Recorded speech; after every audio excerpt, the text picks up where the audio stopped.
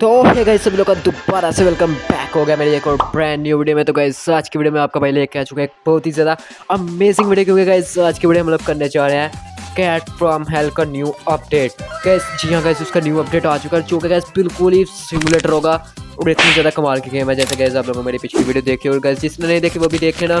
तो गाइस इस गेम का लिंक आप लोगों को मिल जाएगा डिस्क्रिप्शन में, क्योंकि गाइस ये गेम बहुत ज़्यादा सिमुलेटर गाइस, इसका लिंक आपको डिस्क्रिप्शन में मिल जाएगा। तो गाइस ये थी आज की वीडियो। अगर आपको ये वीडियो अच्छी लगे तो गाइस वीडियो को लाइक करना, चैनल को सब्सक्राइब करना। मैं मिलता हूँ आपको इस तरह के एक और अमेजिंग वीडियो में, तब तक के लिए बाय। तो गाइस मैं आपको एक चीज़ बताना भूल गया गाइस, इसका लिंक आपको कमेंट पिन में मिलेगा। तो गाइस वीडियो को जरूर से लाइक कर देना। अगर आपको ये वीडियो अच्छी लगे तो गाइस चैनल को सब्सक्राइब कर देना। तो गाइस मैं मिलता हूँ आपको इसी तरह के एक और अमेजिंग वीडियो में, तब तक के लिए बाय बाय।